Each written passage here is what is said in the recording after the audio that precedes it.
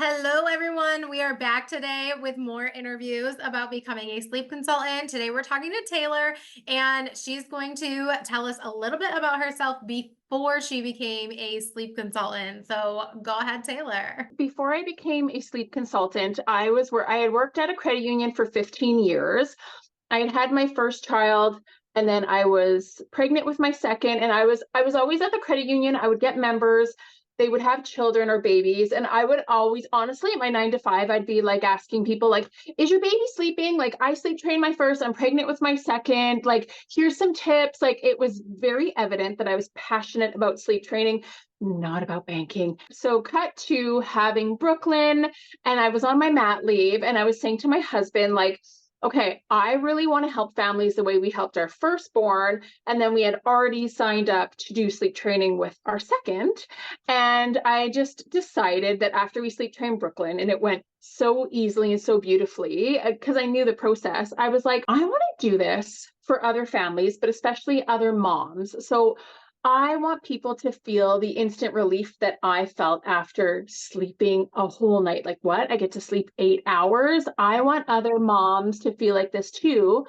Because as you know, you're a mom, like you are not yourself when you're sleep deprived, along with all of the like the mental stuff that happens. I had postpartum Oh, yeah. depression after London, postpartum anxiety after Brooklyn. So it's like mental health and sleep 100% go together. And I decided I'm going to do it. So I was looking online at reviews for great schools to learn sleep training. And then I found the Institute of Pediatric Sleep. And I was like, okay, they seem awesome. I'm going to take the course. And I was still on my mat leave when I completed the course. And I thought, okay, like I'm going to set a goal for myself. I want to, in a year's time, I want to quit my 9 to 5 and I want to do sleep training full time. I've got 2 kids now. It's busy. My husband is a breadwinner. I need to be the flexible one. And so that was the goal that I set for myself. Did Yeah. you have like any hesitations at all, or were you like, just, I got this, let's do it, go? Yeah, I was not happy with the credit union. It was just, yeah, there was no hesitations because I was working way too many hours. It impacted my family time. And I was like, I need a career where I can work around my kids. And this was it. I was like, no, like, let's go. Yeah, I think that's the biggest perk. And so I used to be a teacher, and it's really hard to get time off as a teacher because, like, obviously, like, you're the only teacher in the classroom. So to have a sub or somebody else come in, it's just kind of like frowned upon. So Mm. for me, I was like, I'm just not going back, and this has to work. Obviously, it seems like it's very much changed your life, other than just like a job. How else has this changed your life? Oh, like an instant sigh of relief when you say that. I feel like I actually have a work-life balance. So I decided for me, I'm going to work my career around my kids. So the beautiful thing is, like, you know, from teaching, I get to set the hours. So I decide that I'm going to work every day from 9 till 2 after drop off and before pickup. That's when I get my work done. If I have more admin I need to do for sleep plans or whatever, I do it when the girls are in bed. They're sleep trained, so I know what time they're going to bed.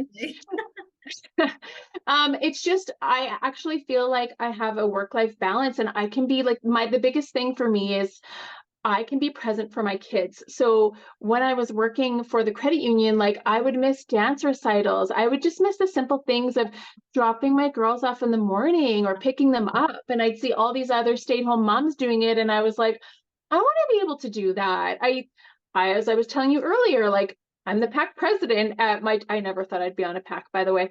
Um, I'm the pack president at my oldest daughter's school, and I love it. And I get to do that because I've got the work-life balance. So yeah, just being present for my children and not feeling stressed out. Yeah. Oh my gosh. It's like such a relief to be able to do those things too, like be able to drop them off and pick them up, or just like I'm home when the kids get off the bus. And my husband and I were just talking about it because, well, his company is downsizing, but like he's fine. But we were just talking about how, like, well, what would we do if you weren't fine? And I'm like, if I had to go get like a 9 to 5 job, like I'm never going back into teaching. So if I had to get like a 9 to 5, it would probably be, because I can also work in a hospital. Like, if I were to do that, like, I wouldn't be home to get the kids up and ready for the day. I wouldn't be home when they get home from school.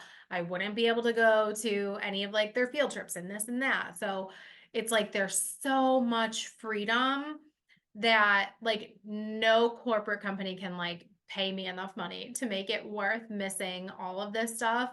And we're making our own money. So And making more money. Like, yeah, I couldn't even believe the amount of income that I was easily able to replace quite quickly because I mean, let's be honest, banks and credit unions, you're not making like a lot of money. So I was amazed at that too. I was like, what? What? what year did you start your business?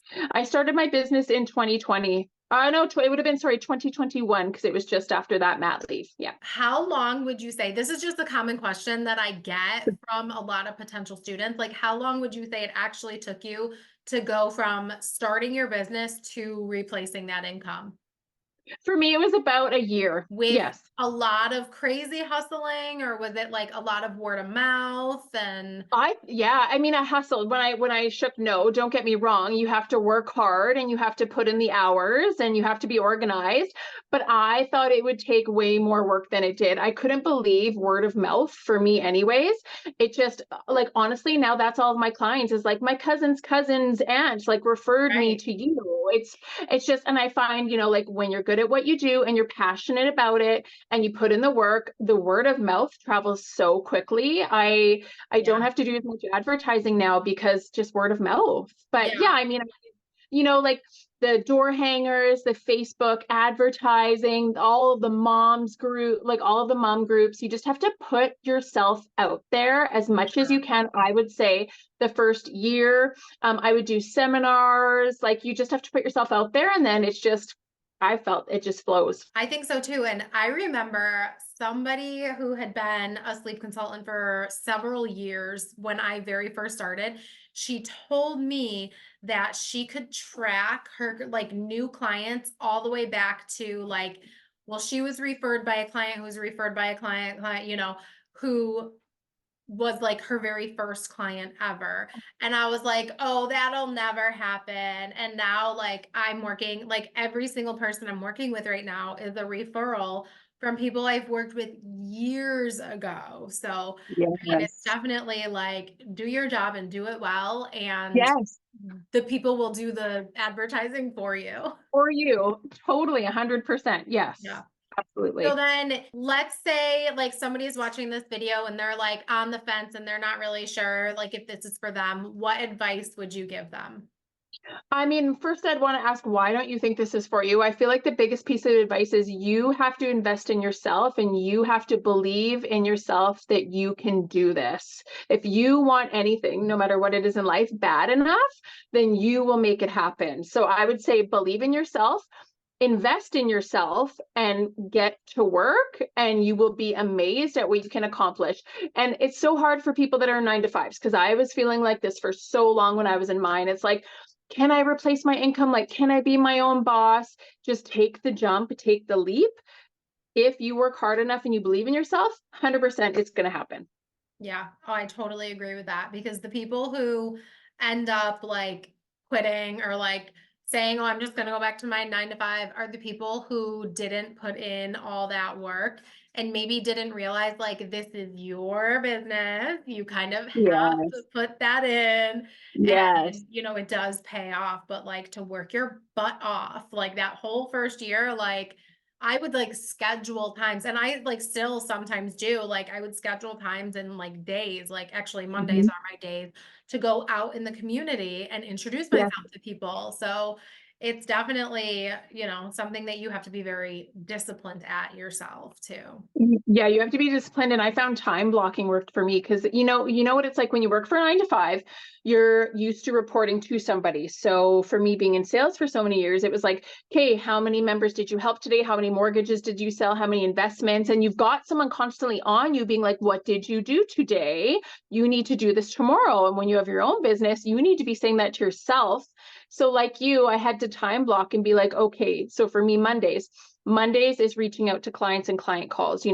Fridays, they're fun for me. So that's when I'm going to go out in the community and put myself out there. So for me, yeah, it was time blocking and putting it in my calendar and be like, no, go, go. I like that idea on Fridays because that is way more fun. It is fun. It's like, Get well, your it's weekend Friday. started by Yeah, going out there. Yeah. Oh, I you're in a like good mood. Yeah. yeah. I mean, and props to you for working at a bank because numbers and me are like absolutely never a match. I was actually like, this is such a random story, but I was at my parents' house, like cleaning out stuff from high school that I have in my childhood bedroom. And I saw like that personality test, like the Myers-Briggs, whatever. And then it would tell Yeah. you like your ranking of different careers you could have every single last like bottom line financing, accounting, like whatever it was, like architecture and like chemistry. And I'm like, nope, none of that is me. Like give me the babies, give me the children, like everything up top was like early childhood, special education, like counselor, Oh, all those things. So yeah. and it all ties together though. So Doesn't it? I know. Well, I don't know why I worked there for so long. I'm not a numbers person at all. So it was like, this is my passion. I just want to help people. And that's why I yep, loved being in banking. And as I loved helping people, but this right. is like helping people was Helping something that people, I love yeah, doing. yeah. Oh my gosh. Well, I feel like we could talk forever, but I think like that's like a good place to leave it too, is like just loving helping people is it's the cornerstone of this job. And you're not Yeah. just like helping people, you are helping families who need us. So Yes. I think that is just it's a great way to think about it too. So all right. Yes. Well, thank you Awesome. so much for joining us. And Thank you. hopefully, I mean, we'll see you on the internet. And are you on Instagram and all those Yes. places? All Yes, absolutely. right. All right. Well, thank you so much. Awesome. Have a good one. You too.